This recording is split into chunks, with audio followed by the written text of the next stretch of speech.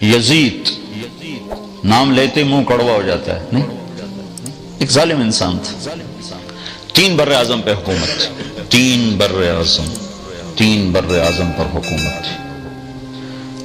وہ جوانی میں اللہ نے اس کو پکڑا اور مر گیا، 34 سال کی عمر میں مر گیا۔ اس کا بیٹا خلیفہ بنا، جوان 19 سال کی عمر کے 20 سال۔ کتنے بر اعظم پر حکومت ہوئی؟ 3 پر 40 دن حکومت کی، 40 دن کوئی دشمن نہیں۔ 3 بر اعظم، جو دشمن ہیں وہ اتنے کمزور ہیں کہ ان کی جرت نہیں کہ سر اٹھا سکے، لیکن وہ یزید کے اندر وہ شمع بجھی ہوئی تھی اور بیٹے کے اندر جل چکی تھی۔ اچھوں سے برے، بروں سے اچھے، اللہ کا نظام۔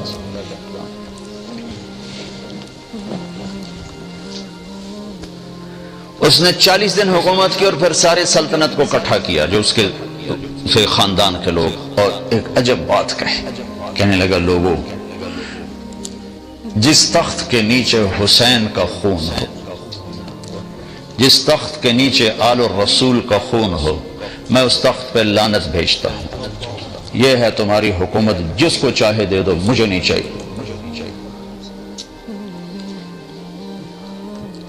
ہاں، جب شمع روشن ہوتی ہے تو یہاں تک بات چلی جاتی، چھوڑ دی 3 بر اعظم کی سلطنت، چھوڑ دی، اور وہ رضی اللہ عنہ بن گیا۔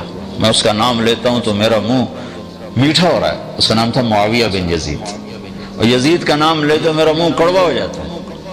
میں اس کا نام لیتا میرا منہ شکر سے بھر جاتا ہے کہ شمع روشن ہو تو اسے راستہ نظر آئے، اوہ یہ راستہ ہے، یہ تو وہ راستہ جو غلط ہے، آگے تو جہنم کی آگ ہے۔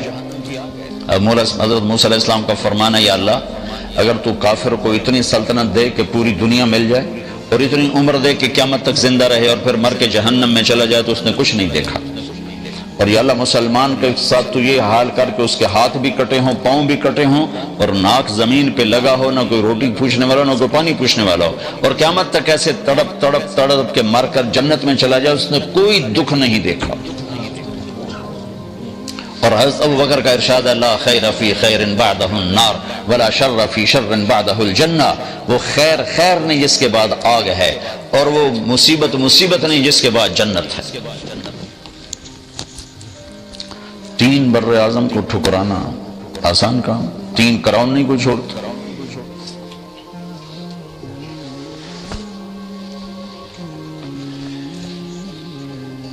تو اس روشنی کا حاصل کرنا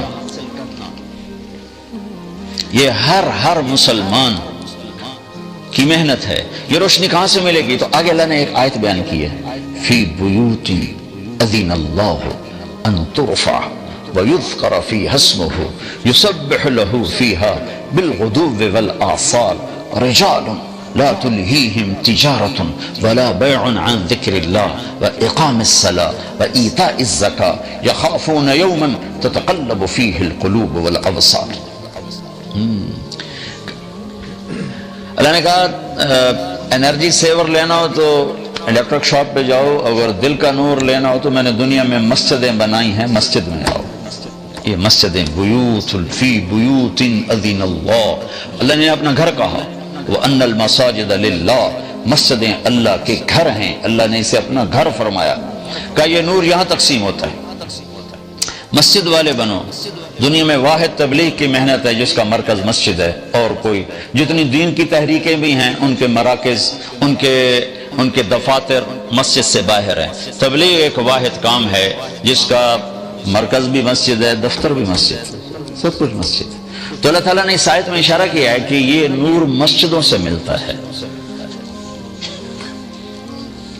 لہذا مسجد میں آنا پڑے گا اور مسجدوں میں بیٹھنا پڑے گا۔ اللہ تعالیٰ کے نبی نے، اللہ نے جب سب سے پہلے دنیا کو بنانے کا ارادہ کیا تو پہلے مسجد بنائی۔ ان اول بیت وضع للناس للذی ببکۃ مبارکا وہدی للعالمین فیہ آیات بینات مقام ابراہیم من دخلہ کان آمنا۔ اللہ تعالیٰ نے فرمایا جب میں نے دنیا آباد کرنے کا ارادہ کیا تو پہلے مسجد بنائی۔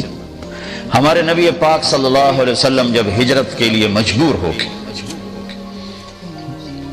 اس دعوت کی محنت میں ایک وقت ایسا آتا ہے کہ قوم ہی مخالف ہو جاتی.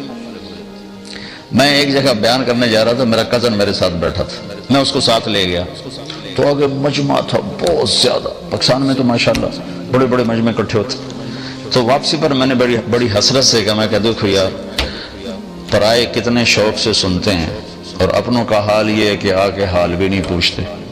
تو ان سے کہنے لگا بھائی یہ تمہارے سچے ہونے کی علامت ہے کہ اللہ کے نبی کی قوم بھی ساری زندگی ان کی دشمنی رہی.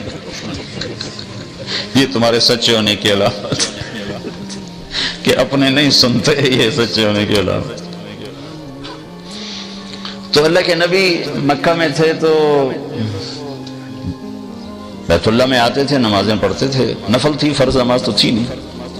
پھر حضرت حمزہ نے کلمہ پڑھا، حضرت عمر نے پڑھا، تو پہلی دفعہ مسجد میں نماز پڑھے گی. نفل ہی تھی، فرض نہیں تھی. لیکن پھر بھی جب زیادہ ہو گیا کام اور رہنا مشکل ہو گیا تو آپ نے ہجرت کا ارادہ کیا.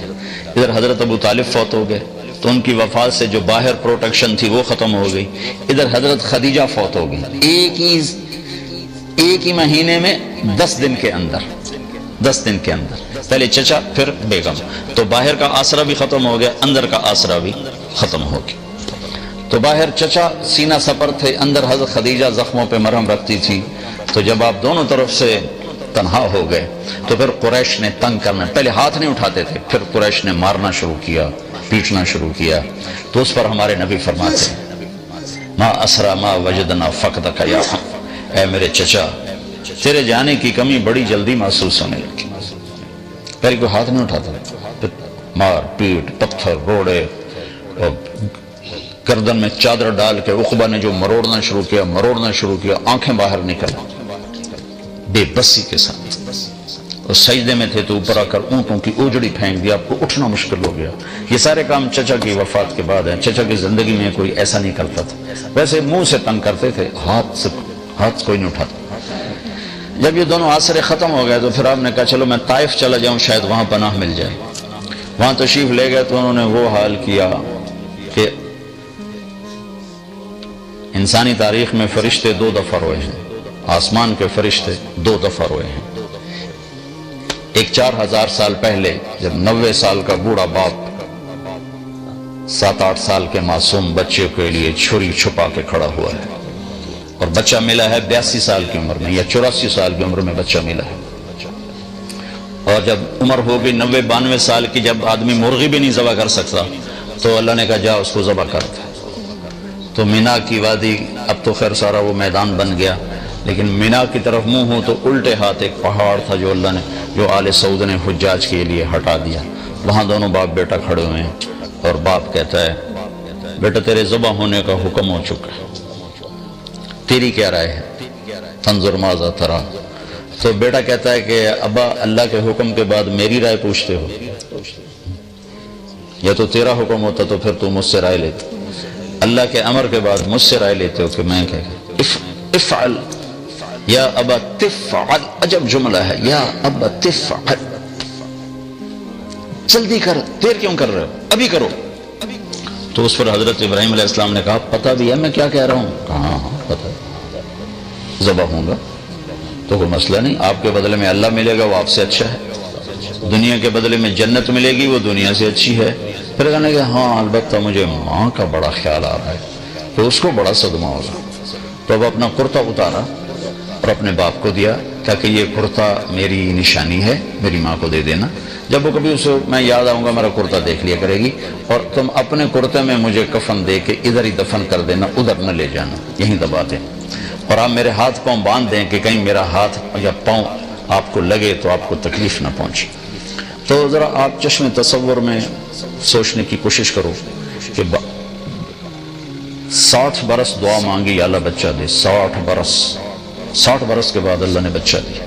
اب اس کے وہ ہاتھ باندھ رہے ہیں جیسے کسائی بکری کے پاؤں باندھتے. پھر ان کو الٹا لٹایا. انہوں نے کہا تھا میرا ماتھا زمین پہ رکھنا، کہیں نظریں آپس میں ٹکرا جائیں. اور گھٹنا رکھا ان کی پشت پر، اور ان کے سر کے بال پکڑ کے تھوڑا سر اونچا کیا تک کہ نیچے سے چھری پھیر سکوں. تو ایک ہاتھ میں بال تھے، ایک ہاتھ میں چھری دھری ہوں، آسمان کو یوں دیکھا، آیا کہ اے میرے رب. تو ناراض ہو گیا کہ اسماعیل مجھے زیادہ پیارا ہو گیا تو اس سے؟ ہرگز نہیں، ہرگز نہیں، تو ہی میرے دل میں ہے، دیکھ لے میں نے تجھ پہ قربان کرنے کے لیے چھری اٹھا لی ہے، اور اگر کوئی میرا امتحان ہے تو مجھے اس میں کامیاب کر دے۔ اس بول پر ساتوں آسمان کے فرشتوں میں چیخ و پکار ہو گئی تھی کہ انہیں تو نہیں خبر تھی کہ آگے کیا ہونے والا ہے۔ اور ایک اس کے 4000 سال کے بعد جب 3 میل اللہ کے نبی کو تو پتھر پڑے، پتھر پڑے، پتھر پڑے، پتھر پڑے، اور آپ گرتے تھے اٹھتے تھے، گرتے تھے اٹھتے تھے، گرتے تھے اٹھتے تھے، تو ایک اس پر ساتوں آسمان کے فرشتے ہوئے۔ تو جب آپ واپس پہنچیں تو آپ کو مکے میں داخل ہونے کی ہمت نہیں رہی، تو آپ نے سہیل بن عمر کو پیغام بھیجا، مجھے پناہ دو، میں اندر آنا چاہتا ہوں۔ اس نے انکار کر دیا۔ پھر آپ نے اخنس بن شریک کو پیغام دیا کہ مجھے پناہ دو، میں اندر آنا چاہتا ہوں۔ اس نے انکار کر دیا، میں نہیں کرتا۔ پھر آپ نے مطعم بن عدی کو پیغام بھیجا کہ میں اندر آنا چاہتا ہوں، مجھے پناہ دو۔ تو پھر مطعم اپنے بچوں کو لے کر گیا اور آپ کو لایا اور کہا کہ میں نے ان کو پناہ دی ہے، ان پر کوئی ہاتھ نہ اٹھائے۔ تو حالات ایسے ہو گئے تھے کہ رہنا بڑا مشکل ہو گیا تھا۔ تو آپ نے پھر حج کے دنوں میں حاجیوں میں گشت کرنے شروع کیے کہ کوئی مجھے ساتھ لے جائے اور میں اللہ کا پیغام پہنچاؤں۔ تو سب سے زیادہ جو دکھ والی بات آپ سنتے تھے وہ یہ ہوتی تھی کہ قبیلے والے پوچھتے تیری قوم کا تیرے ساتھ کیا معاملہ ہے، تو آپ فرماتے انہوں نے تو جھٹلا دیا ہے۔ تو وہ کہتے جب تیری قوم نے تجھے جھٹلایا ہے تو ہم تجھے سچا کیسے جانیں؟ پھر آپ بڑے دکھی دل کے ساتھ واپس آتے تھے۔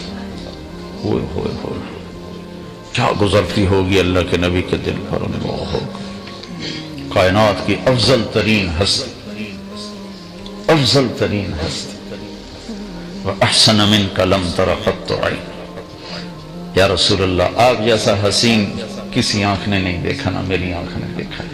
وَأَجْمَلَ مِنْكَ لَمْ تَلِدِ النِّسَاءُ، آپ جیسے عالی نسب والا یا رسول اللہ کسی ماں نے نہیں جانا۔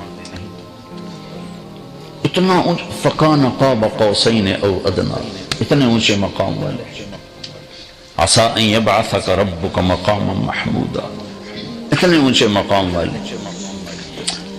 بنو حنیفہ کو دعوت دی، انہوں نے گالیاں نکالی، آپ اونٹنی پہ سوار ہوئے، اونٹنی کھڑی ہوئی تو اس نے پیچھے سے نیزہ مارا ابن بجیرہ نے، تو آپ اونٹنی سے گر کر زمین پر آئے، اور یوں گرے، چٹانوں کے اوپر گرے۔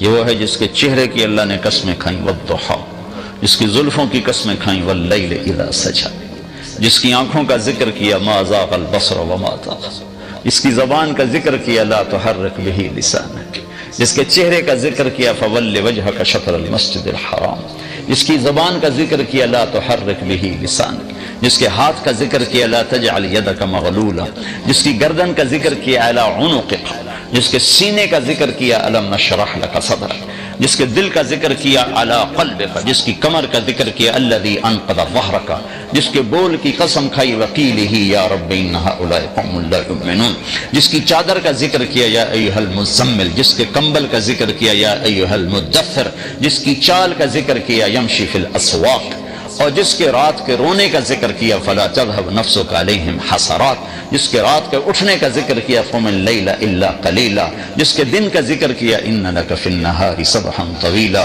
جس کے ساتھیوں کا ذکر کیا، والذین معه اشداء علی الکفار رحماء بینہم، جس کی نبوت کا ذکر کیا تو عالمی بنا کر، تبارک الذی نزل الفرقان علی عبدہ لیکون للعالمین نذیرا، جس کو رحمت للعالمین بنا کے ذکر کیا، وما رسلناک الا رحمتا للعالمین، جس کو کل بشر کے لیے، انسان جنات کے لیے نبی بنا کر قرآن میں ذکر کیا، قل یا ایھا الناس انی رسول اللہ الیکم جمیعا واذ صرفنا الیک نفرا من الجن یستمعون القرآن وما ارسلناک الا کافۃ للناس بشیرا ونذیرا، جس کو راضی کرنے کے لیے خود تیار ہوا بیٹھا ہے، مجھے کہتا ہے، آپ کو کہتا ہے کہ اللہ کو راضی کرو، مجھے راضی کرو، خود کہتا ہے کہ اے میرے حبیب میں تجھے راضی کروں گا، وَلَسَوْفَ يُعْطِيكَ رَبُّكَ فَتَرْضَىٰ، جس کے مقام محمود کا ذکر کرتا ہے، عَسَىٰ أَن يَبْعَثَكَ رَبُّكَ مَقَامًا مَحْمُودًا، جس کی معراج کا ذکر کرتا ہے، فَكَانَ قَابَ قَوْسَيْنِ أَوْ أَدْنَىٰ، جس کے سفر کا ذکر کرتا ہے، سبحان الذي اسرى بعبده ليلا من المسجد الحرام الى المسجد الاقصى، جس کے قرآن کی قسم کھاتا ہے، یاسین والقرآن المجید، جس کی رسالت پر قسم کھاتا ہے، یاسین والقرآن المجید انک لمن المرسلین علی صراط المستقیم. جس کے اخلاق کی قسم کھاتا ہے وہ کہتا نون والقلم وما یسطرون ما انت بنعمت ربک بمجنون وان لک لاجرا غیر ممنون وانک لعلی خلق عظیم وانک لعلی خلق عظیم. اے میرے حبیب آپ کے اخلاق بڑے بلند ہیں، بڑے عالی ہیں. پورا قرآن میرے نبی کو ایسے ذکر کرتا ہے، ایک جگہ جگہ جگہ جگہ جگہ جگہ کسی چیز کو پھیلایا جائے پھر اکٹھا کر کے اس کا وجود بنایا جائے. ایسے میرے رب نے اپنے حبیب کو پورے قرآن میں یوں ذکر کیا ذکر کیا ذکر کیا ذکر کیا، پھر اس کا وجود بنایا، پھر کہا لعمرک مجھے تیرے اس پیارے وجود کی قسم، مجھے تیری جان کی قسم، تیری جان کی قسم. تو نسب میں عالی، تو حسب میں عالی، تو شکل میں عالی، تو حسن میں عالی، تو مقام میں عالی. تیرا نظیر نہیں، تیرا کوئی بدل نہیں، تیرا کوئی مثل نہیں، تیری کوئی مثال نہیں، تیرا کوئی شبیہ نہیں، تیرے جیسا رحم کسی کے پاس نہیں، تیرے جیسا علم والا کوئی نہیں، تیرے جیسی بلندی والا کوئی نہیں، تیرے جیسے نسب والا کوئی نہیں کہ تیرے نسب کو میں نے سید آدم تک پہنچا دیا. محمد بن عبداللہ بن عبد المطلب بن ہاشم بن عبد مناف بن قصی بن کلاب بن مرہ بن کعب بن لبی بن غالب بن فہر بن مالک بن نضر بن کنانہ بن خزیمہ بن مدرک بن الیاس بن مدر بن نزار بن معد بن عدنان بن اود بن حمیسہ بن سلامان بن عوس بن بوز بن قموال بن ابی بن عوام بن ناشد بن حزا بن بلداس بن یدلاف بن طابخ بن جاحم بن ناحش بن ماخی بن عیفی بن عبقر بن عبید بن الدعاء بن حمدان بن سنبر بن یثربی بن یحزن بن یلحن بن ارعوا بن عیدی بن زیشان بن عیسر بن اقناد بن ایہام بن مقصر بن ناحف بن زار بن سمی بن مزی بن عوض بن عرام بن قیدار بن اسماعیل بن ابراہیم بن آدر بن ناحور بن سرور بن رعو بن فقش بن عابر بن ارفخشاد بن سام بن نوح بن لامک بن متوشالي بن ادریس بن یرد بن ملہل ایل بن قینان بن آنوش بن شیسر بن آدم علیہ السلام.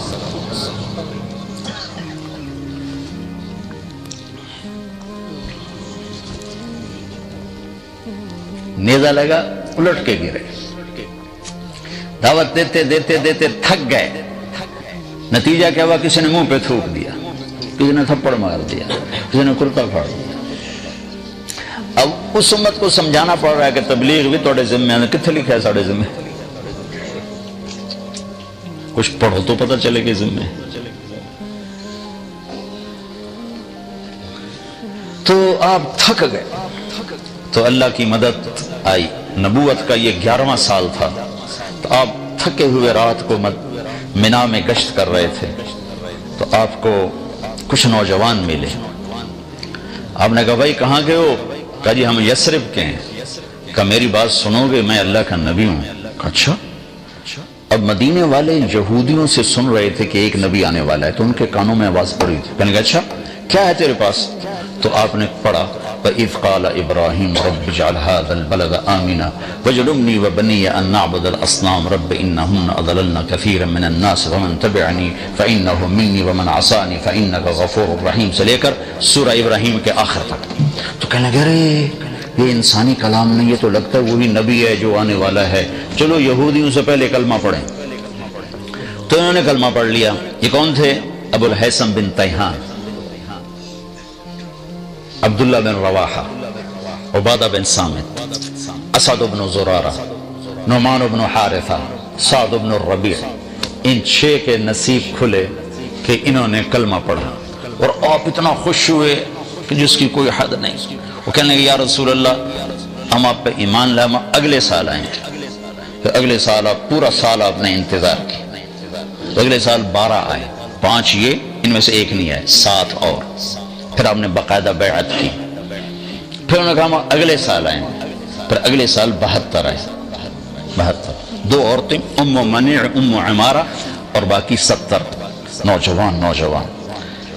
نبیوں کے کام کی نشانی ہے کہ اس میں نوجوان زیادہ ہوتے ہیں، چونکہ وہ نرم شاخ کی طرح ہوتے ہیں، جدھر موڑو مڑ جاتے ہیں. روم کے بادشاہ نے ابو سفیان سے پوچھا تھا اس نبی کے ماننے والے بوڑھے ہیں یا جوان کا؟ یہ بھی نبیوں کی نشانی ہے کہ جوان ہی مانتے ہیں، جلدی مڑ جاتے ہیں.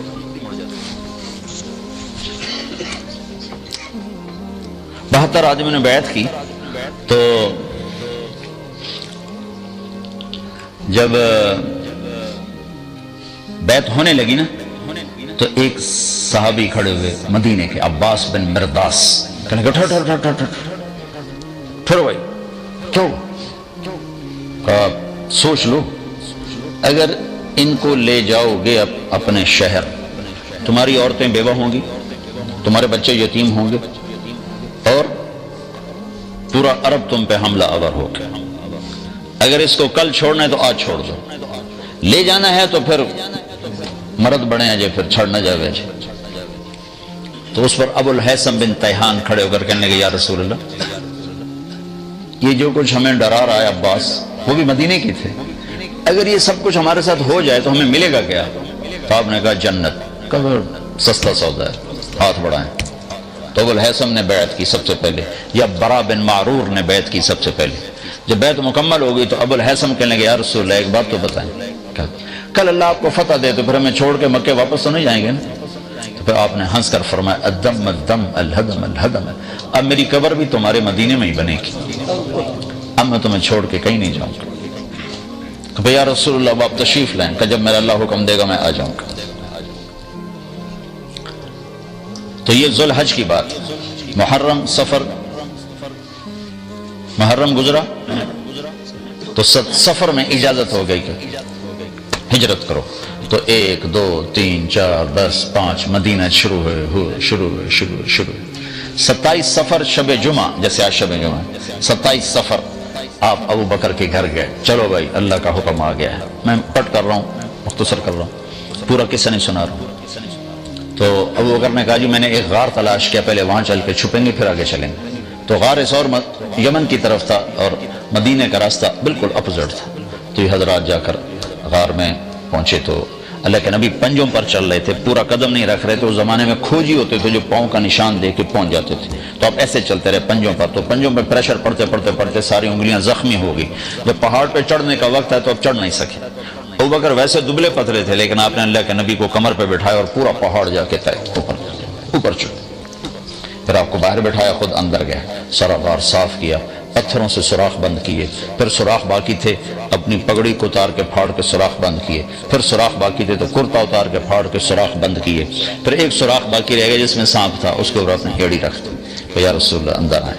جب آپ اندر آئے تو اندھیرے میں آپ کو پتہ نہیں چلا، تھوڑی سی روشنی ہوئی تو آپ نے دیکھا ابو بکر یہ کرتا یہ پگڑی کدھر گئے؟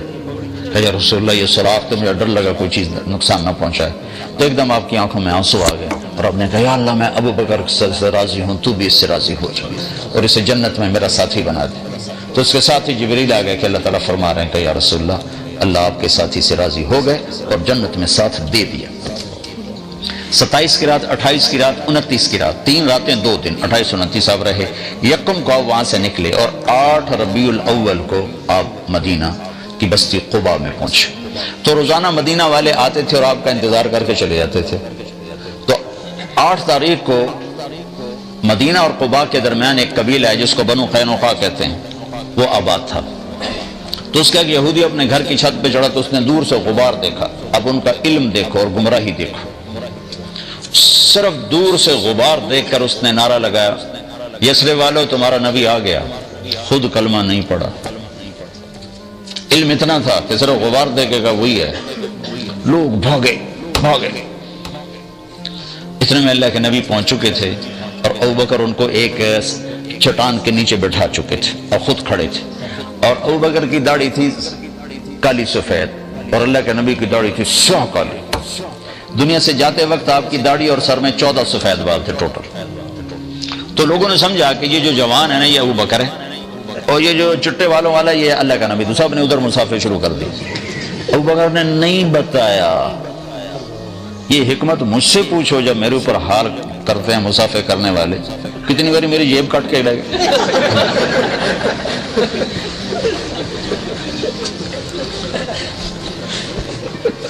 وہ خیال نہیں کرتے بھئی مجمع میں مسافہ کرنا جائز ہی نہیں، مسلمان کو تکلیف پہنچانا حرام ہے، زبان سے سارے کہو۔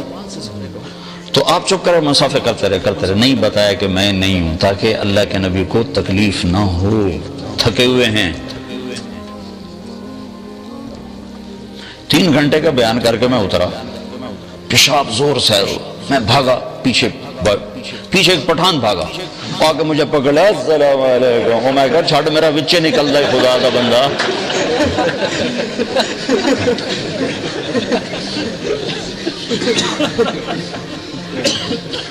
جب سارے مسافر ہو گئے، جوش خرو ختم ہو گیا، تو اللہ کے نبی پر دھوپ آ گئی، چٹان کا سایہ ختم ہو گیا، تو ابوبکر نے لپک کے آپ کے اوپر چادر کی، تو اس سے سب کو پتہ چلا وہ ہو تو سارے مسافر غلط ہو گئے، نبی تو یہ ہیں، یہ نہیں ہیں۔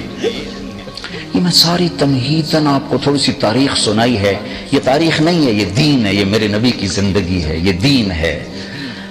آپ نے قباء میں سب سے پہلے مسجد بنائی، مسجد بنائی۔ 2 ہفتے ٹھہرنے کا کوئی جواز نہیں تھا، 2 ہفتے کیوں ٹھہرے؟ مسجد مکمل کی۔ جب مسجد مکمل ہو گئی پھر آپ مدینے چلے، اور یہ 22 ربیع الاول تھی، 500 نوجوان شاہ سوار نیزوں تلواروں کے ساتھ انہوں نے اونٹنی کو گھیرے میں لے لیا، اور اب چلے مسجد کی مدینے کی طرف۔ راستے میں بنو سالم کا محلہ آیا، وہاں جمعے کی نماز کا وقت ہوا، تو آپ نے پہلی جمعے کی نماز وہاں پڑھی۔ اس نماز میں عبداللہ بن سلام یہودی عالم آئے اور آپ کا خطبہ سن کے کلمہ پڑھ گئے، افشوا السلام واطعموا الطعام وصلوا الارحام وصلوا باللیل والناس نیام تدخلوا الجنت بالسلام۔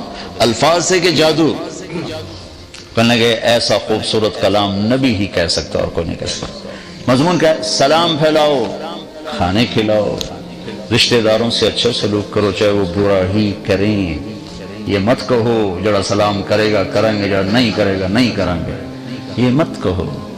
اور اس وقت نماز پڑھو جب لوگ سوئے ہوئے ہوں تو سیدھے جنت میں چلے جاؤ۔ جمعہ پڑھا پھر ہم مدینے کو چلے، تو اب سامنے ایک چھوٹا سا وہ گھاٹی تھی، اس گھاٹی کو پار کر کے نیچے مدینہ آتا تھا، تو وہ گھاٹی کے اوپر چڑھے تو پہلے اونٹنی کا چہرہ نظر آیا، پیچھے اللہ کے نبی کا چہرہ نظر آیا، تو مدینے کے جتنے بچے بچیاں تھے وہ مدینے سے باہر آ کر آپ کو دیکھنے کے لیے جمع تھے، اور جو مدینے کی عورتیں تھیں وہ ساری چھتوں پر تھیں اور مرد آپ کے ساتھ تھے، عورتیں چھتوں پر، مرد ساتھ، اور بچے سامنے گراؤنڈ میں۔ تو ہم اپنے بچوں کو کچھ پوئم سکھاتے ہیں کہ وہ فلاں سر آ رہے ہیں تو آپ نے یہ پوئم پڑھنی ہے، یہ نظم پڑھنی ہے، یہ نعت، پھر ہم ان کو یاد دلاتے، ان کو یاد کراتے ہیں، وہ یاد کر لیتے ہیں۔ اللہ نے عرب کو ایسا خوبصورت صاحب القادر الکلام بنایا تھا کہ اللہ کی قسم ان بچے بچیوں کو کسی نے ایک لفظ یاد نہیں کرا۔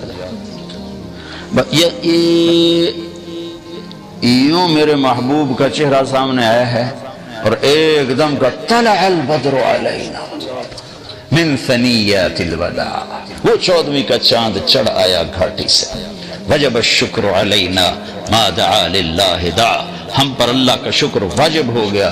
ایھا المبعوث فینا جئت بالامر المطاع، یا رسول اللہ یہ مکہ نہیں ہے، یہاں ہر آدمی آپ کی ماننے والا ہوگا، بچہ بچہ، بچی بچی، مرد مرد، عورت عورت، آپ کے سامنے سب جھکانے والا ہوگا۔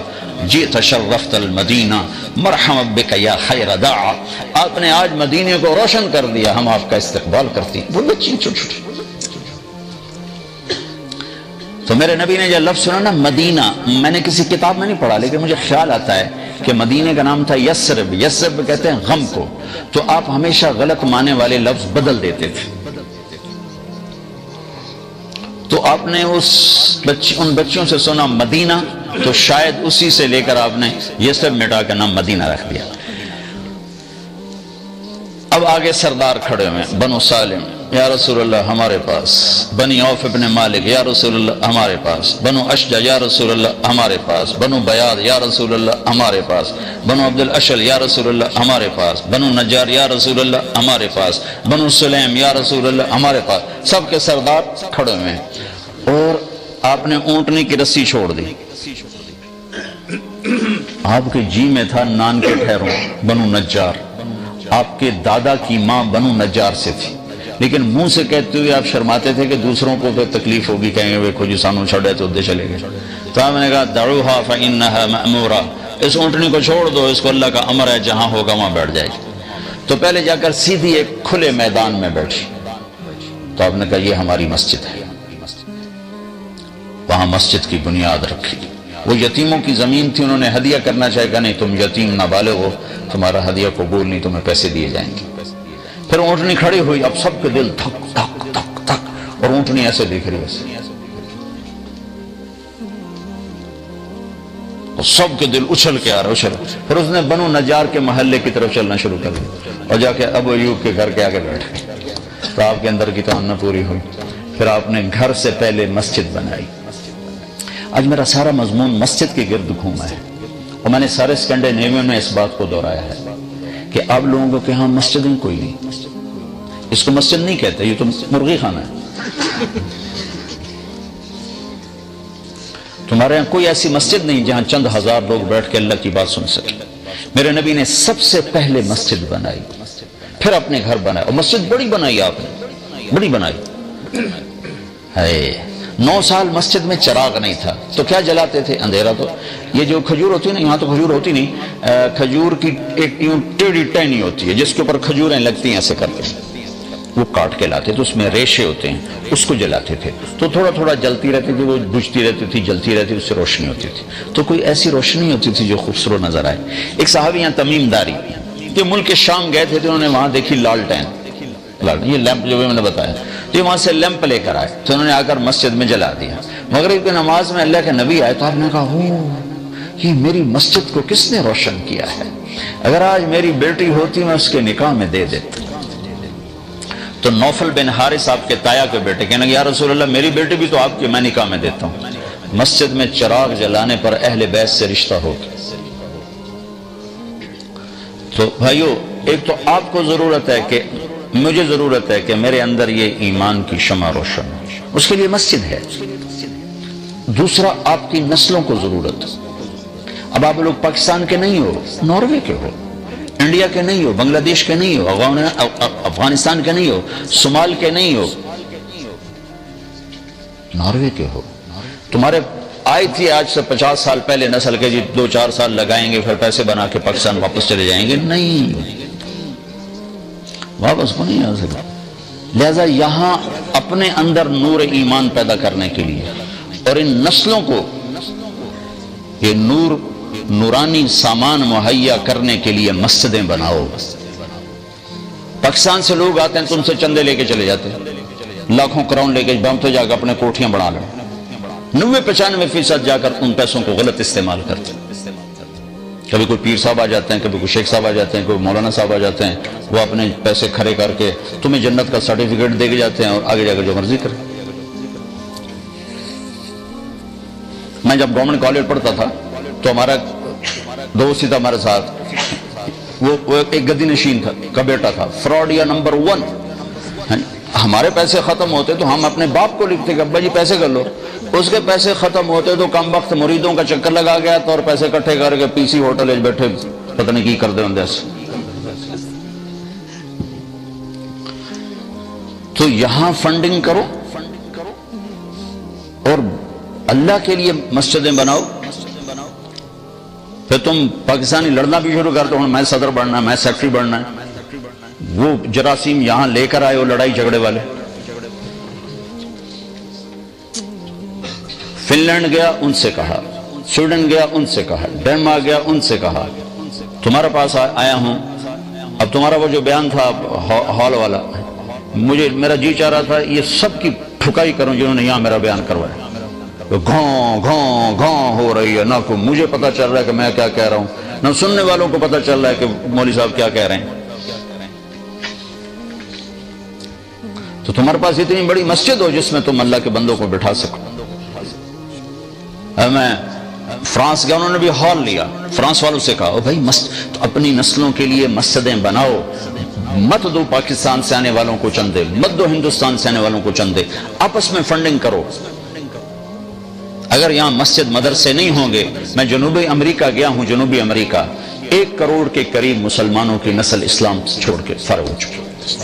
کس وجہ سے کہ ان سے ظلم ہوا، انہوں نے نہ مسجد بنائی نہ مدرسہ بنایا، صرف کماتے رہے۔ اتنا پیسہ ہے وہاں ان کے پاس کہ پورا ملک خرید لیں، ایک مسجد نہ بنا سکے، نسلیں اسلام سے پیدل ہو۔ فرق پاکستان میں کوئی لڑکا بگڑے گا نا تو زیادہ چرس شراب پر جائے گا، یہاں کوئی بگڑے گا تو اسلام ہی چھوڑ جائے گا۔ تو ان کو مسجد نہ سمجھو، یہ تو ایک مسلح ہے محلے والوں کے لیے، ٹھیک ہے، تبلیغ والوں سے کہتا ہوں، اب لوگوں سے کہتا ہوں بڑی مسجد بناؤ، تبلیغ والوں کو فنڈ دو، یہ بڑی مسجد بنائے، بڑا مرکز بنائے۔ اس میں 2008 میں آیا تو میں ان سے کہہ کر گیا، بھائی کوئی مدرسہ بناؤ، کوئی مسجد بناؤ۔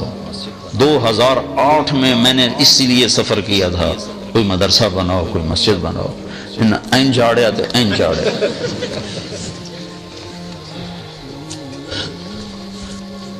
اگر یہ کام آپ کر کے نہ گئے تو آپ کی اگلی نسلیں حوالے ہو جائیں گی اوروں کی۔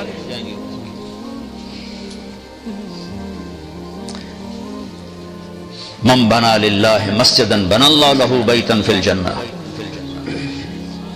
اب ایک ساتھی سنایا تھا، ایک عرب ساتھی نے وہاں مسجد بنائی اپنے وہاں سعودی میں، تو اس نے کہا میں نے ایک پائی کسی سے نہیں لینی، ایک پائی سب اپنے پیسے سے بنانے۔ تو اس نے بہت عالی شان مسجد بنائی تو اس نے مکمل ہو تو اس نے خواب دیکھا کہ بڑا خوبصورت محل۔ تو وہ کہتا ہے پھر یہ کس کا محل ہے؟ کہ یہ تمہارا ہے۔ کہ میرا کس لیے؟ کہ جو تم نے اللہ کا گھر بنایا۔ تو ایک طرف دیکھتا تو ایک اور محل نظر آتا ہے لیکن اس سے ذرا کم درجہ، کہ یہ کس کا محل ہے؟ یہ جس نے تمہاری مسجد میں مدد کی، یہ اس کا محل ہے۔ تو جب اس کی آنکھ کھولی تو کہنے لگا میں نے تو کسی سے ایک پیسہ نہیں لیا، تو کس نے مدد کی؟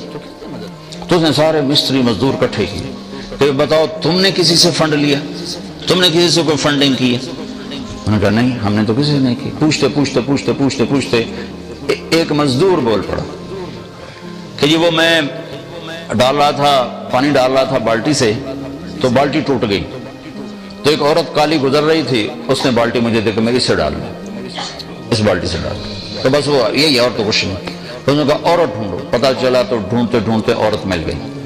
تو اس نے عورت سے کہا کہ بی بی جو تو نے وہ دی تھی نا بالٹی، اس کے پیسے لے لو 5 ریال۔ میں نہیں لیتا۔ 5 ریال سے 100 سے 10 لاکھ ریال تک پہنچا کہ 10 لاکھ ریال لے لے اور وہ بالٹی میری کر دے۔ تو پھر وہ ہنس پڑی کا وقت ضائع نہ کر، جو خواب تو نے دیکھا وہ میں نے بھی دیکھا، وقت ضائع نہ کر، جو خواب تو نے دیکھا میں نے بھی دیکھا۔ میں آپ بھائیوں سے گزارش کرتا ہوں کہ ہر مسلمان اپنے اندر ایمان کی شمع جلانے کے لیے وقت دے۔ یہ تبلیغ کا کام کوئی جماعت، کوئی تحریک نہیں ہے کہ ہم تمہیں تبلیغی جماعت کا ممبر بنانا چاہتے ہیں۔ تحریکوں کے اور طریقے ہوتے ہیں، ان کے کارکن ہوتے ہیں، ان کی فنڈنگ ہوتی ہے، وہ باقاعدہ پیسے دیتے ہیں، وہ پیسے جمع کراتے ہیں۔ کبھی دیکھا تبلیغ والوں کے کارکن بنے، ان سے فنڈنگ ہو رہی ہے، ان کے نام لکھے جا رہے ہوں، اور کسی فرقے کی چھاپ ہو تبلیغ، لوگوں نے چھاپ لگایا جاتا جی وہابی ہے، تھا جی دیوبندی نے، تم جڑی مرضی ہوں چھاپ لا دو۔ ایک آدمی کو میں نے اتنے دلائل دیے کہ جی گلنا ٹھیک ہے نا، پر دوسری اتو کچھ اور ہوتے اندروں کچھ اور۔ میں کہ ہوں کوئی شیشہ لے آ جڑا تو اندروں وڑ کے ویک اندروں اسی کچھ ہو رہا ہے تو اتو کچھ ہو رہا ہے۔ اللہ کے نبی نے مال تقسیم کیا، مال غنیمت۔ ایک منافق نے کھڑے ہو کر کہا یہ تقسیم غلط ہے، تو اللہ کے نبی کا چہرہ پیلا پڑ گیا کہ اگر میں غلط ہوں تو ٹھیک کون ہے؟ تو خالد بن ولید نے کہا یا رسول اللہ اجازت ہے میں اس کی گردن اڑا دوں؟ کہا نہ، اس نے فجر کی نماز میرے پیچھے پڑھی۔ تو وہ کہنے لگے تو اس کو نماز پڑھنے کا فائدہ ہے، یہ تو منافق ہے۔ تو آپ نے کہا تو نے دل کھول کے دیکھ لیا کہ منافق ہے؟ حالانکہ کھلم کھلا منافق۔ تو تبلیغ پر کسی فرقے کی چھاپ نہیں، کسی مسلک کی چھاپ، یہ اسلام کی محنت، اس کے لیے وقت لگاؤ، اس کے لیے بار بار یہی اپنے، میں 4 مہینے چلے کے صرف ارادے کرواتا ہوں، لیکن میں یہ کہتا ہوں کہ ہر آپ جتنے آئے بیٹھو ماشاءاللہ اکثر نوجوان ہو، اوپر بھی بیٹھے ہوں گے، تو ایک ویکنڈ مہینے میں فارغ کرنا شروع کرو، اور ایک نماز نہ چھوڑو، اور ایک ان بچوں کے لیے سکول بھی سوچو کہ ہم اپنے سکول بنائیں جس میں ہمارے بچے اپنے ماحول میں دنیاوی تعلیم حاصل کریں، اور ایک ہم ان کے لیے بڑی بڑی مسجدیں بنائیں۔ عربوں نے ماشاءاللہ وہاں میں نے دیکھا ماشاءاللہ کوپن ہیگن میں کہ عربوں کی بہت بڑی مسجد تھی، اس میں انہوں نے میرا بیان کروایا، 4-5 ہزار کا مجمع ہے، لیکن اللہ کے فضل سے مجمع اتنا آیا کہ باہر سڑکوں پر بھی کھڑا ہو گیا، مستورات بھی، مرد بھی۔ وہ پہلے جو وہ ایمان صاحب تھے وہ کوئی توجہ نہیں دے رہے، جو مجمع دے کے وہ پریشان ہو گئے کہ بھئی یہ کیا ہو گیا، یہ کیا چکر پڑ گئے۔ پھر انہوں نے ہمیں بتایا کہ ترکوں نے اس سے بھی بڑی مسجد بنا دی ہے کوپن ہیگن میں۔ تو پاکستانی جتھے ویکھے ٹوکرے دے ہٹ بیٹھے جی زڑی مسجد مرغی خانے نو مسجد بنائے بیٹھے، اور کوپن ہیگن والوں نے تو تم سے بھی 4 قدم آگے کی ہو، ہیٹ تہ خانے دے وچ تہ خانہ جی ہمارا مرکز، میں کہا فٹم ہوں اس مرکز سے، اس کو مرکز کہتے ہو، مرکز کے لفظ کو تم نے ذلیل کر دیا۔ وہ سخی بنو، پاکستان میں پلاٹ خریدتے پھر رہے ہیں، پاکستان میں اسلام آباد پلاٹ بن جاوے، پنڈی بن جاوے، جڑا جتھوں دا کھانیاں بن جاوے، لاہور بن جاوے، گجرات بن جاوے، منڈی بن جاوے، وہ تمہارے بچوں نے وہاں نہیں رہنا، یہ ادھر ہی رہیں گے اور وہاں قبضے ہو جائیں گے۔ کوئی اور لے جائے گا. ان بچوں کو یہیں رکھنا ہے. ان کے لیے مسجدوں کا سوچو, ان کے لیے اسکول سوچو, پھر مسجدوں میں قرآن کی تعلیم سوچو کہ ایسے علماء لاؤ, یا اپنے بچے عالم تیار کرو, اپنے بچے علماء جو یہاں کی زبان سمجھے. تم پاکستان سے کسی کو لاؤ گے, وہ کسی کے اندر بریلوی کے جراثیم ہوں گے, کسی کے اندر دیوبندی کے جراثیم ہوں گے, وہ تمہیں لڑا بڑا کے تماشا دیکھتا رہے گا. جتنے رہو خوش رہو.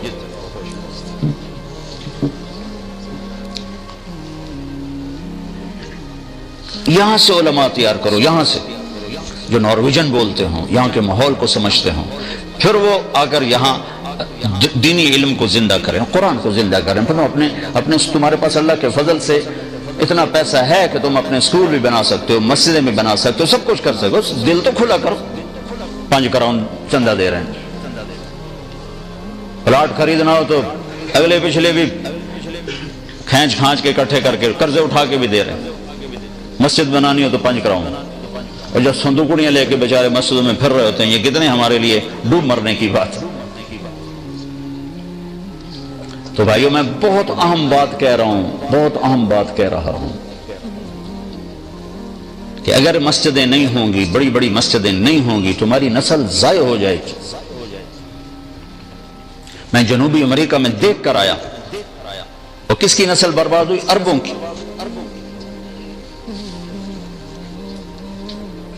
انگلینڈ والوں نے ہمت کی تو عوام مدرسے بھی ہیں, اسکول بھی ہیں, اور ان کے بچے دنیاوی لحاظ سے بڑے اعلیٰ پوسٹوں پر بھی ہیں, دین بھی پورا ہے. انہوں نے محنت کی.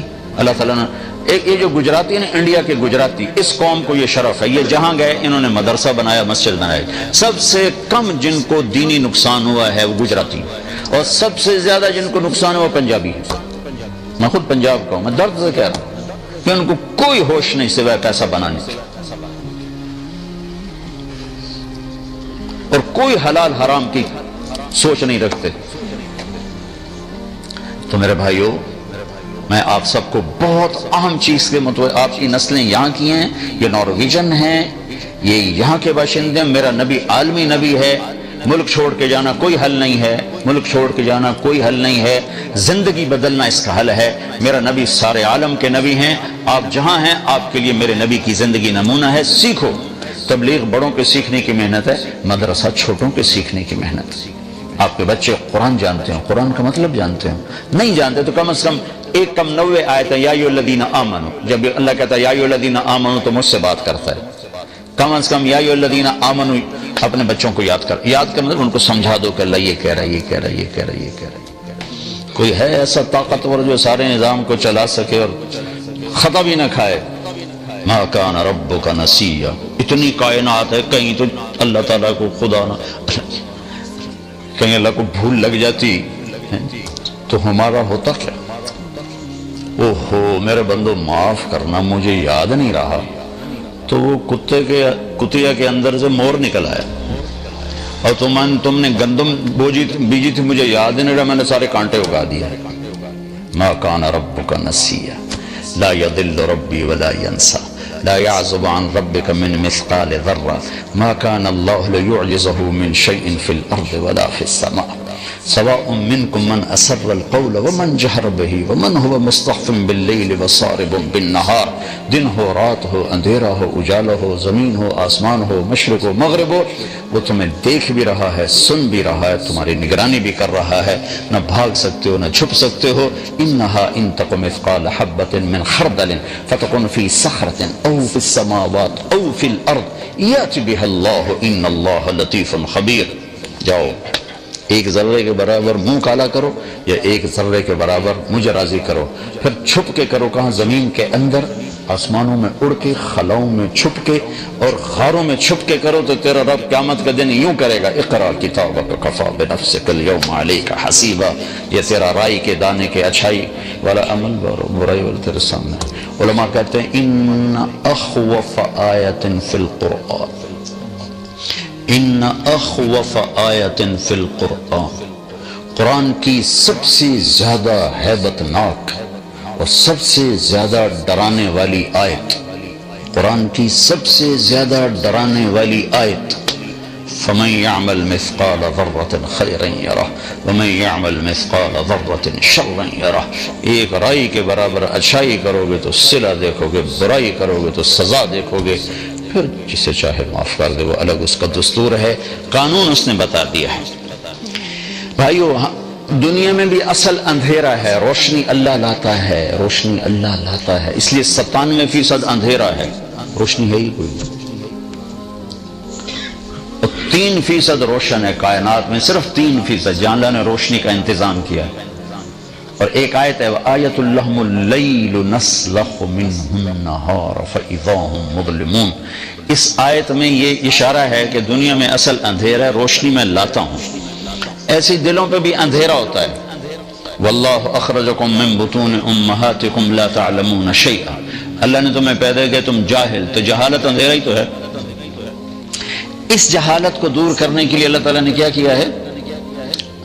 الف لام را کتاب انزلناہ الیک لتخرج الناس من الظلمات الی النور. اللہ نے اپنے حبیب کو چنا، پہلے اسے نورانی بنایا، پہلے خود اسے نورانی بنایا اور اسے نور اور روشن کیا اور کہا قد جاءکم من اللہ نور و کتاب مبین. تمہارے پاس ایک روشنی بھیج رہا ہوں، ایک نور بھیج رہا ہوں، جدھر سے گزرے گا ویسے ہی روشنی پھیل جائے گی. پھر اس کے ساتھ جو کتاب اتاری اس کو بھی نور فرمایا. وَاتَّبِعُوا النُّورَ الَّذِي أُنزِلَ مَعَهُ. قرآن کو بھی نور فرمایا. دو روشنیاں ہوگی. دنیا کے اندھیروں کو دور کرنے کے لیے دو روشنیاں ہیں، ایک چاند کی روشنی ہے اور ایک سورج کی روشنی ہے. ان دو روشنیوں سے اندھیرے دور ہوتے ہیں. تو دل کے اندھیروں کو دور کرنے کے لیے دو روشنیاں ہیں، دو نور ہیں، ایک نبوت کا نور ہے اور ایک قرآن کا نور ہے. الف لام را کتاب انزلناہ الیک لتخرج الناس من الظلمات الی النور. ہم نے اس کتاب کو اتارا ہے کہ اے میرے حبیب، آپ کا نور، کتاب کا نور مل کر اوسلو والوں کو اندھیرے سے نکال کے روشنی میں لے آئیں. کہ جب تک یہ روشنی میں نہیں آئیں گے ان کو نظر نہیں آئے گا، صرف کراؤن ہی نظر آئے گا. بس ناروے کی نیشنلٹی مل جائے، بس کراؤن آ جائے، چاہے دھوکہ دینا پڑے، فراڈ کرنا پڑے، حرام کرنا پڑے، حرام بیچنا پڑے، جو کرنا پڑے، ہمارے پاس پیسہ آنا چاہیے. اور چونکہ ہمارے نبی عالمی ہیں تو سارا عالم، اور موسیٰ علیہ السلام صرف قوم کے لیے تو ان کا بھی یہی کام کہا وَلَقَدْ أَرْسَلْنَا مُوسَى بِآيَاتِنَا. چونکہ موسیٰ علیہ السلام قوم کے نبی ہیں، ہمارے نبی عالم کے نبی ہیں. ان سے کہا لِتُخْرِجَ النَّاسِ، سارے عالم کے انسان اندھیروں سے نکالو، روشن ملاؤ. اور موسیٰ علیہ السلام قوم کے نبی ہیں تو ان سے فرمایا وَلَقَدْ أَرْسَلْنَا مُوسَى بِآيَاتِنَا أَنْ أَخْرِجْ قَوْمَكَ مِنَ الظُّلُمَاتِ إِلَى النُّورِ. کہ اے موسیٰ، آپ کو بھی میں اپنی نشانی تورات دے رہا ہوں، آپ اپنی قوم کو اندھیروں سے نکال کر روشنیوں میں لائیں. تو بھائیو، یہ جو دل کی روشنی ہے، یہ جب تک پیدا نہ ہو انسان نہ اللہ کے سامنے جھک سکتا نہ اللہ کے رسول کے سامنے. اس لیے ہم جو یہ نظریہ پیش کر رہے ہیں کہ ہر انسان فردن فردن اس نور کو حاصل کرنے کی محنت کرے اور ہر مسلمان دوسرے کو اس کے لیے تیار کرے. چونکہ حکومت قانون تو بنا سکتی ہے، نور نہیں دے سکتی، اور نور نہ ملے تو دین پہ نہیں چل سکتی. میرے والد صاحب نماز کی شدت فرماتے تھے. کالج دور میں نے خود بے وضو نمازیں پڑھی باپ کی وجہ سے. تو میرا باپ مجھے نماز تو پڑھا سکتا ہے، وضو تو نہیں کروا سکتا. کتنا کو پیرا دے گا میرے اوپر. سینٹر ماڈل سکول میں نے میٹرک کیا تو ہمارے ایک وارڈن آ گئے، بڑے نیک، اللہ ان کی بخشش کرے، طالب حسین مرحوم. تو وہ نمازی تھے، اس سے پہلے جو تھے وہ نمازی نہیں تھے. تو انہوں نے نماز کمپلسری کر دی، حاضری لگنی شروع ہو گئی. تو میرا روم میٹ، میں عشاء کی نماز، رمضان کا مہینہ، میں بالکل آخری صف میں کھڑا تھا. صرف ہم دکھاتے تھے طالب صاحب کو کہ جی ہم حاضر ہیں، منہ اٹھا اٹھا کیسے دکھاتے تھے جیسی حاضر. تو میرا ایک مر گیا مرحوم، اللہ اس کی بخشش کرے، مرید کے کہتا، زمینداروں کا بیٹا تھا، میرا روم میٹ تھا. تو وہ آ کے میرے ساتھ شامل ہوا اور اس نے 4 رکعت نماز فرض کی نیت باندھی. 4 رکعت نماز فرض عشاء واسطے طالب حسین دے. اللہ اکبر. تو مجھے بھی نماز کی کوئی قدر تو تھی نہیں، میں نے نماز توڑ دی. میں کو ایک ہی کی تھی، وہ آخر لگا میں طالب حسین دی پڑھدا پیا، اللہ دی تو کوئی نہیں پڑھدا پیا۔ تو طاقت سے جو اسلام آئے گا وہ ایسا آئے گا، اور وہ اس کو اسلام سے الٹا نکال دے گا۔ جب اندر میں روشنی شمع جل جائے گی پھر راستے خود نظر آئیں گے، پھر کوئی روکنا بھی چاہے گا تو روک نہ سکے گا۔ آپ کے سامنے اوسلو کا بورڈ نظر آ رہا ہو تو کوئی کہے نہیں نہیں یہ نہیں ادھر نہیں جانا، آپ روکو گے؟ آپ نہیں روک سکتے۔ رش ہے، لائن لگی ہوئی ہے، آپ وہیں کھڑے ہو بیٹھو، وہ راستہ ہی ہے اور کوئی راستہ نہیں۔ تو یہ جو نور ہے یہ نور اللہ دیتا ہے، اور اللہ دیتا ہے انسان کی ذاتی محنت پر۔ جیسے اللہ رب ہے، رزق اللہ دیتا ہے لیکن دیتا ہے ذاتی۔ آپ لوگ پاکستان چھوڑ کے آئے، ہندوستان چھوڑ کے آئے، افریقہ سے آئے بیٹھے ہیں تو رزق کی تلاش میں دیا اللہ تعالیٰ نے۔ جب یہ نور اندر آتا ہے تو اس کی قرآن نے ایک بڑی خوبصورت آیت بیان کی ہے، بڑا خوبصورت۔ اس کو قرآن میں کہتے ہیں آیت النور، آیت النور اس کو کہتے ہیں۔ اور امام غزالی نے تو پورا اس پر ایک رسالہ لکھ دیا، اللہ نور السماوات والارض مثل نورہ کمشکات فیہا مصباح المصباح فی زجاجہ الزجاجة كأنها كوكب دري يوقد من شجرة مباركة زيتونة لا شرقية ولا غربية يكاد زيتها يضيء ولو لم تمسسه نار نور على نور يهدي الله لنوره من يشاء ويضرب الله الأمثال للناس والله بكل شيء عليم۔ جو میں پہلے آپ کو کوئی 15-20 منٹ میں نے جو بات کی ہوئی اس آیت سے میں نے بات کی، اس آیت سے۔ ابھی نماز پڑھتے پڑھتے آیت یہ میرے ذہن میں اچانک آئی کہ اللہ تعالیٰ نے ایک خوبصورت مثال دی ہے۔ اللہ تعالیٰ فرماتا ہے میرا نور جس دل میں اترتا ہے مثل نورہ کمشکات فیہا مصباح، تو اللہ تعالیٰ یوں ارشاد فرماتے ہیں کہ میرے نور کی جو اندر میں آتا ہے اس میں تمہیں خوبصورت مثال دیتا ہوں۔ ہمارے پاکستان میں، انڈیا میں، افریقہ میں بھی میں گیا ہوں، مسجدوں میں، گھروں میں چراغ جلتے تھے۔ چراغ جلانے کے لیے دیوار میں ایک کھڈا ہوتا تھا، یاد ہے؟ یہاں کے پیدائشیوں کو تو نہیں پتا ہوگا لیکن جو وہاں سے آئے ہیں ان کو پتا ہوگا۔ یا ان کے لیے فانوس سمجھ لو، فانوس جو فانوس ہوتا ہے، فانوس، اس میں ایک چراغ جلتا ہے۔ یہ کھڈا کیوں بناتے ہیں کہ اس کی روشنی اکٹھی ہو کر باہر آئے۔ پھر اس چراغ کے اوپر ایک لیمپ ہوتا ہے، ایک شیشہ ہوتا ہے، لالٹین لیمپ۔ وہ شیشہ جتنا صاف ہوتا ہے اتنی روشنی زیادہ باہر نکلتی ہے، وہ شیشہ جتنا میلا ہوتا ہے یا کالا ہوتا ہے تو روشنی اتنی اس میں ڈم ہو جاتی ہے، زیرو ہو جاتی ہے۔ پھر اس میں تیل ڈالتا ہے، پھر اس کو آگ لگتی ہے۔ یہ تو سب آپ جانتے ہیں نا۔ تو مثل نورہ کمشکات، یعنی وہ جگہ جہاں وہ رکھنا ہے چراغ وہ کون سی ہے؟ تو اللہ نے ہمارے وجود کو اور خاص طور پر سینے کو چراغ کے رکھنے کی جگہ بنائی ہے کہ یہ تمہارا تاقچہ ہے، یہاں میں نے ایک چراغ فٹ کیا ہے، کمشکات فیہا مصباح، میں نے اس میں ایک چراغ فٹ کیا ہے۔ وہ چراغ کیا ہے؟ وہ چراغ کیا ہے؟ وہ تمہارا ایمان ہے، وہ ایمان ہے۔ وہ چراغ کیا ہے؟ لا الہ الا اللہ محمد رسول اللہ۔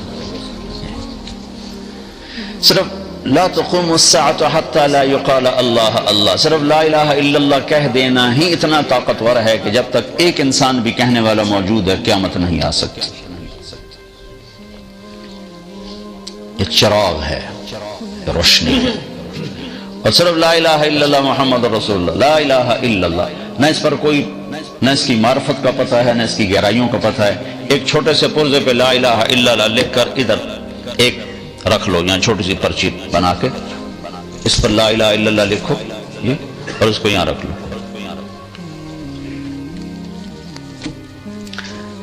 پھر اللہ تعالیٰ سے ترازو مانگو کہ ہم نے لا الہ الا اللہ کو تولنا ہے، تو اللہ آپ کو ترازو دے جس کا ایک پلڑا اتنا بڑا ہو کہ 7 زمینیں اٹھا کے اس کے اندر رکھو، اس کے سمندر، دریا، جنگل، پہاڑ، پتھر، معدنیات، سونا، چاندی، تانبا، پیتل، شیر، چیتے، ہاتھی، گیدڑ، کتے، بگیاڑ، بھیڑیے، انسان، جنات، عورتیں، مرد، شہر، بازار، دفتر، سامان، ملیں، فیکٹریاں، سب کچھ اس کے اندر ڈالو۔ پھر اس کے بعد سورج، چاند، ستارے، سیارے سب کچھ اس کے اندر ڈالو، پھر بلیک ہولز کو کھینچ کر اس کے اندر ڈالو، پھر پہلا، دوسرا، تیسرا، چوتھا، پانچواں، چھٹا، ساتوں آسمان اس کے اندر ڈالو، پھر ساتوں آسمان کے فرشتے اس کے اندر بٹھاؤ، پھر اللہ کی جنت جہنم کو کھینچ کر اس کے اندر بٹھاؤ، پھر اللہ کے عرش کے فرشتوں کو اس کے اندر بٹھاؤ، پھر اللہ تعالیٰ کی کرسی کو کھینچ کر اس کے اندر ڈالو، پھر اللہ تعالیٰ کے عرش کو کھینچ کر اس کے اندر ڈالو، پھر اس کے اوپر جبریل کو بھی بٹھاؤ، میکائیل کو بھی بٹھاؤ، اسرائیل کو بھی بٹھاؤ، اسرافیل کو بھی بٹھاؤ، بس ایک اللہ واحد ہو، باقی ہر شے زمین سے لے کر عرش تک اس پلڑ میں ڈالو، اور دوسرے میں یہ لا الہ الا اللہ یوں ڈالو، تو میرے نبی کا فرمان ہے لرجحت بہن لا الہ الا اللہ، تو لا الہ الا اللہ سب کو ہوا میں اڑا دے گا۔ والذی نفسی بیدہ لو جیء بالسماوات السبع والارضین السبع وما فیہن وما بینہن وما تحتہن فوضعن فی کفۃ المیزان ولا الہ الا اللہ فی الکفہ لرجحت بہن لا الہ الا اللہ، لا الہ الا اللہ ہوا میں اڑا دے گا کل کائنات کا۔ میں ہر جگہ کہتا ہوں لا الہ الا اللہ پاسپورٹ ہے اور محمد رسول اللہ ویزا ہے۔ اللہ نے پاسپورٹ تو تمہیں مفت میں دے دیا، اب ویزا بنوا لو۔ اللہ کے بندو، یہاں کا ویزا بنوانے کے لیے کتنے چکر کر رہے، کتنی ہیرا پھیریاں۔ تو اللہ تعالیٰ نے پاسپورٹ مفت میں دے دیا، ماں کی گود سے دے دیا، پاسپورٹ مل گیا ہے۔ پاسپورٹ کے بغیر آپ سفر نہیں کر سکتے، اور ویزا کے بغیر آپ انٹر نہیں ہو سکتے۔ تو لا الہ الا اللہ تو مل گیا، لیکن پل صراط پہ روک لیا جائے گا، ویزا دکھاؤ، ویزا دکھاؤ۔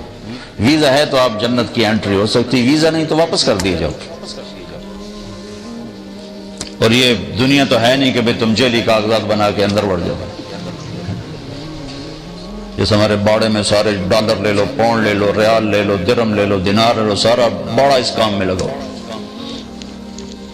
تو لا الہ الا اللہ پاسپورٹ ہے، اللہ نے دے دیا ہے۔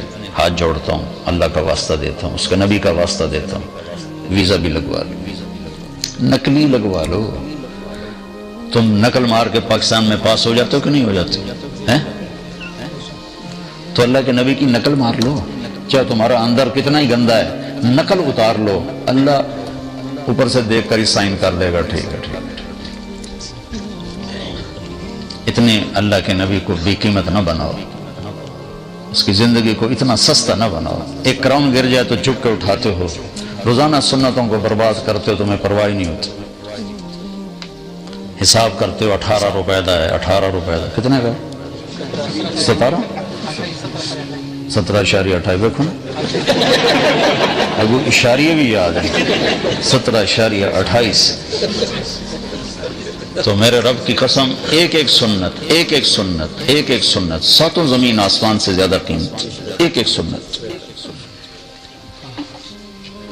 لا الہ الا اللہ پاسپورٹ ہے، محمد رسول اللہ ویزا ہے، ویزا لگواؤ، مرنے سے پہلے پہلے لگواؤ۔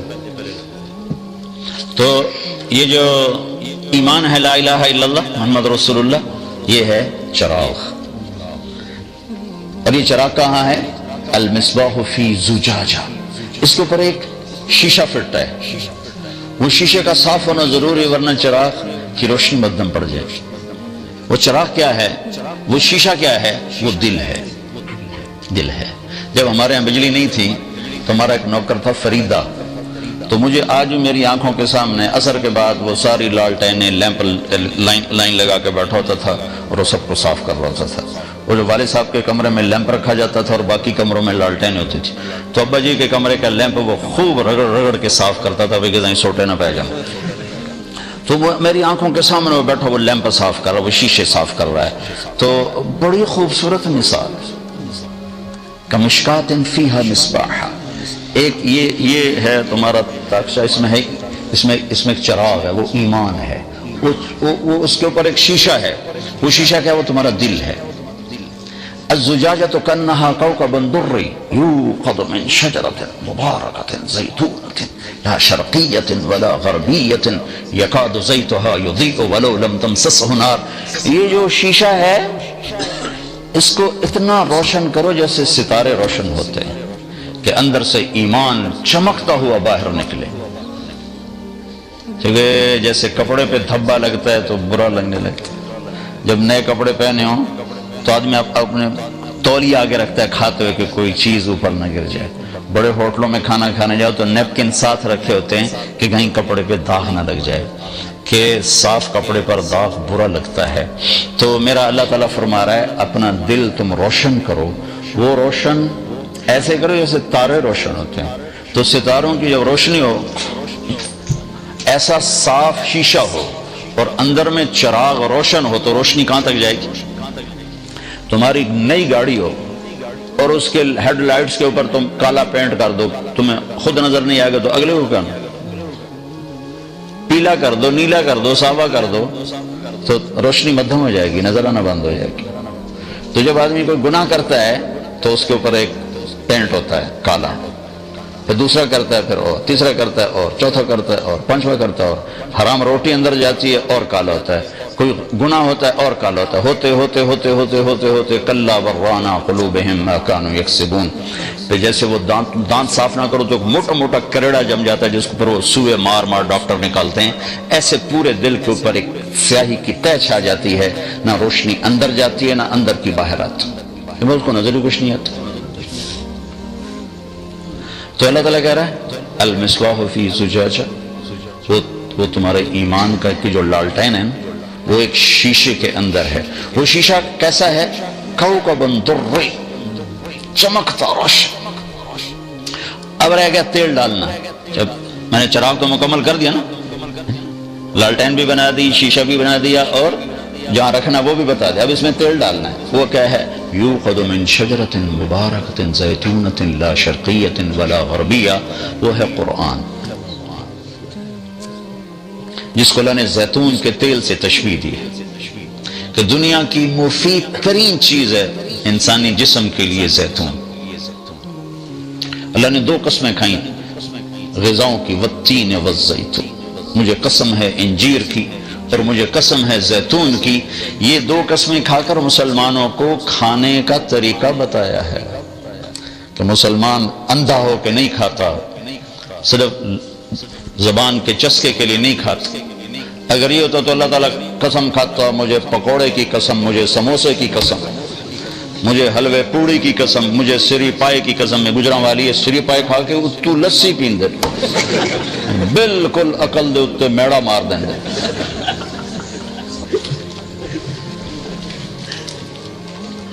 تو میرے رب نے کہا والتین والزیتون، بہت اعلیٰ قسم کی چیزوں کی قسم اٹھا کر تمہیں غذائی چارٹ طب نبوی پڑھا کرو کہ میرے نبی کے کھانے کا نظام کیسا تھا.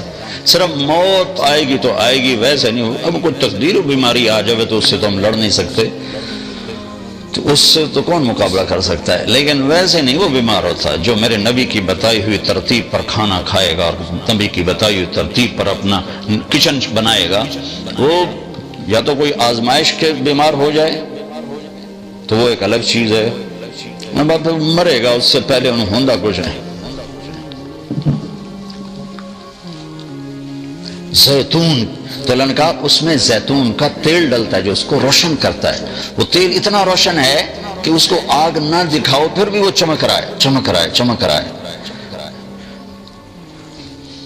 تو جب اس کو آگ دکھاتے ہو تو نور علی نور، پھر اس کی روشنی پر روشنی، روشنی پر روشنی. تو قرآن سے کوئی نفع نہ اٹھاؤ تو خود نور ہے. قرآن سے تم کوئی نفع نہ اٹھاؤ، یعنی تیلی نہ دکھاؤ تو وہ خود نور ہے، روشن ہے. جب تم اس کو عمل کی تیلی لگاؤ گے تو پھر نور علی نور، نور علی نور، یہدی اللہ لنورہ من یشاء. بھائیو اوصل میں رہو، اللہ کو کوئی آپ پر کوئی اعتراض نہیں. قل سیروا فی الارض فانتشروا فی الارض وابتغوا من فضل اللہ.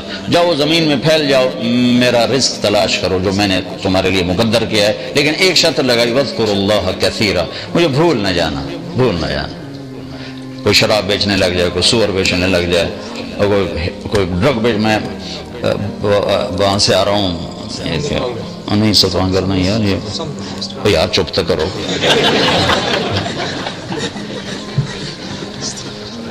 کوپن ہیگن سے آ رہا ہوں، تو وہاں انہوں نے بتایا کہ ڈرگز کا جتنا کاروبار ہے مسلمانوں کے بچے کر، کوئی گورا یہ کام نہیں. عربی، پاکستانی، افغانی، یہ تین ہے جو وہاں یہ کام کر رہے ہیں.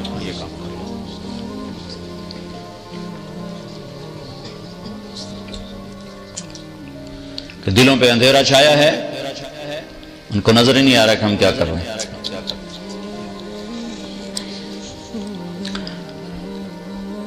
تو میں ساری بات پھر دوہراتا ہوں، روشنیاں ہوں گی تو راستے ملیں گی، روشنی نہیں ہوگی تو راستہ نہیں ملے گی۔ تو روشنی کے لیے چراغ چاہیے، چراغ کے لیے جگہ چاہیے، تو سینہ وہ جگہ ہے جہاں چراغ رکھا جائے گا۔ چراغ وہ ایمان ہے، اس کے اوپر ایک لیمپ چاہیے، ایک شیشہ چاہیے جو اس کو ہائی لائٹ کرے، اس کی روشنی کو بڑھائے۔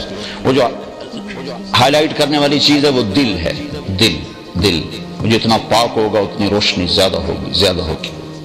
اب اس کے اندر تیل ڈالنا ہے، اس کے بغیر یہ جلتا نہیں۔ تیل ڈالیں گے تو پھر تیلی دکھائیں گے تو جلے گا، تو اس میں تیل ہے قرآن، اور اس کو جلانا ہے محمد مصطفیٰ کی زندگی سے اور آپ کی سنت سے اور آپ کے مبارک طریقے سے، پھر یہ جدھر سے گزرے گا روشنی پھیلتی چلی جائے گی۔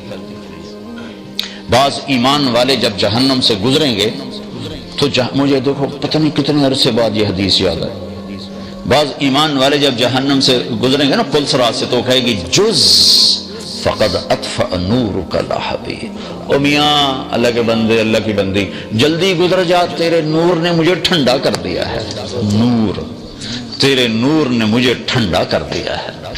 پھر ایسا نور ہوگا کہ جہنم کو بھی سرد کر کے رکھ دے۔ نبیوں کی محنت ہے جہاں سے جو یہ نور پیدا کرنے کی کوشش کرتے ہیں، یہ انبیاء 1.25 لاکھ نبیوں نے یہ محنت کی، اور ہمارے نبی پاک صلی اللہ علیہ وسلم کی ختم نبوت کی طفیل یہ محنت ہمیں ملی، اور ہمیں کہا گیا ھذا بلاغ للناس، یہ پیغام ہے جو لوگوں کو پہنچانا ہے۔ اب اللہ نے اس آیت کے بعد آگے ایک آیت بیان کی ہے جس میں اشارہ کیا کہ یہ نور ملے گا کہاں۔ تمہیں بلب لینا ہو تو بازار جاؤ، انرجی سیور لینا ہو تو الیکٹرک شاپ پہ جاؤ، لائٹر لینا ہو جاؤ شاپ پہ جاؤ۔ تو یہ جو نور ہے جس سے میں اندر سے بھی روشن اور باہر سے بھی روشن، اور مجھے جنت کا راستہ نظر آئے، جہنم کا راستہ نظر آئے، جہنم سے بچوں، جنت کے راستے پر چلوں، جب یہ نظر آ جاتا تو آدمی کہاں تک چلا جاتا۔ ہم لوگ ایک کرام نہیں چھوڑتے، نماز چھوڑ دیتے ہیں، ہیرا پھیری، جھوٹ، چوری، ڈاکہ، ابھی تو بتا رہا ہوں کہ سارا ڈرگز کا کاروبار مسلمانوں کے بچے کرتے۔ تو یہ آپ سب کی ذمہ داری ہے، اگر آج آپ بیدار ہو گئے 8 سے 5 سالوں میں تو آپ نہیں بیدار ہوئے، اگر آئندہ بھی نہیں ہوں گے تو اگلی نسلوں کو آپ خود آگ میں جھونک کے چلے جائیں گے۔ جتنے فنڈنگ کرنی ہے یہاں کے لیے کرو، جتنا چندہ دینا ہے یہاں کے لیے۔ پاکستان سے آنے والوں کو سامنے ہاتھ جوڑ دو، تو پاکستان 18 کروڑ مسلمانوں نہ کل جا کے مانگ لو، سنو ایتھے کوئی شاہ بنا اپنی بچیوں کے لیے سوچو، اپنے بچوں کے لیے سوچو، تاکہ یہ اچھے انسان بنے، اچھے مسلمان بنے۔ یہاں کی عورتوں سے پیپر بنانے کے لیے شادی مت کرو، اتنا بڑا دھوکہ مت دو۔ کتنے اچھے لوگ ہیں جو تمہیں پاسپورٹ دیتے ہیں، ہر شہر کے کفیل بن جاتے، تمہیں رہنے کا پرمٹ دیتے ہیں، ہر شہر کے کفیل بن جاؤ، تم انہی کو دھوکہ دو۔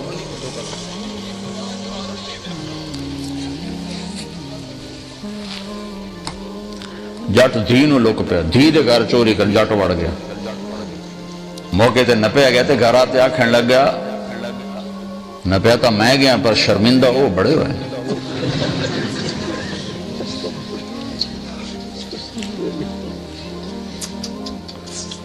تو جو تمہیں گھر دے رہے ہیں تم انہی کے گھر میں ڈاکے ڈالو۔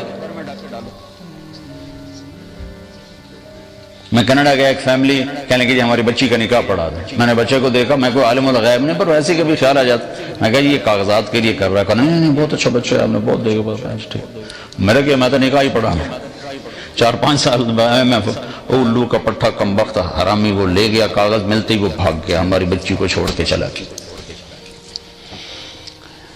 ہر ملک میں یہ ہمارے مسلمان یہ ظلم کر رہے ہیں۔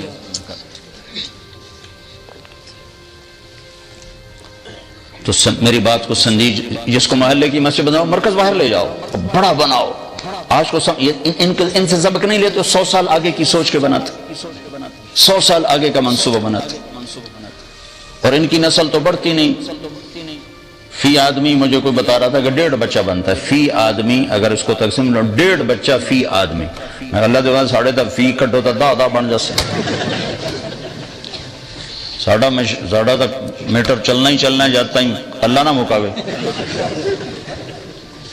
ابھی فرانس میں ایک ساتھی کو میں نے فون کیا، میں کہا کیا حال ہے؟ کہنے لگا جس گھر میں 10 بچوں اس کا کیا حال ہوگا۔ میں کہا بڑی ہمت ہے، کہنے لگا الحمدللہ 11واں راستے میں ہے۔ میں کہا 12 پورے کریں۔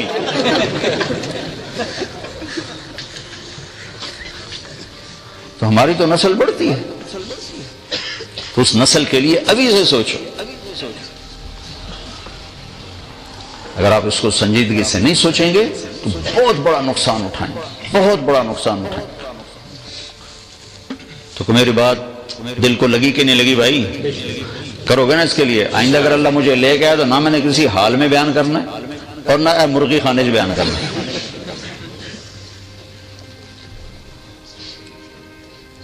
اللہ سے مانگو، تم نے کوئی اپنی جیب سے دینا، اللہ کے خزانہ، اللہ کا گھر بنانا ہے۔ جب اللہ ارادہ کر لے گا تو بنوا دے گا۔ ہارون رشید نے اپنی بیوی سے کہا غصے میں، تو نے میرے ملک میں آج رات گزاری تو تمہیں 3 طلاق۔ پیچھے پریشان ہو کر اس نے علماء بلائے کہ اب یہ فتویٰ دو۔ وہ کہنے کہ اپنے ملک سے باہر نکالو تو طلاق نہیں ہوگی، ملک میں ہوگی تو طلاق ہوگی۔ وہ کہنے کہ ملک سے باہر کہاں سے نکالو؟ تیز رفتار سواری گھوڑا، اور ملک اس کا ضلع ملتان تک۔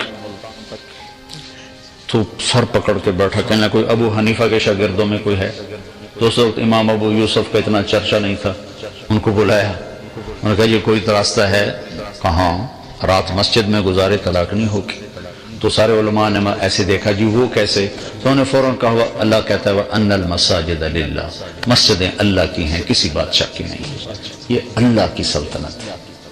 تو ہارون رشید نے خوش ہوا، 1,00,000 درہم ان کو انعام دیا، اور chief justice of Abbasi kingdom اس نے ان کو تعینات کر دیا، مقرر کر دیا۔ تو بھائیو اللہ کے گھر بناؤ، یہ اللہ کے گھر بناؤ، بڑے بڑے بناؤ، کھلے کھلے بناؤ۔ یہ نہ سوچو کہ نمازی کہاں سے آئیں گے، آگے 100 سال کی سوچ کرتے ہو نا اس کی نیت۔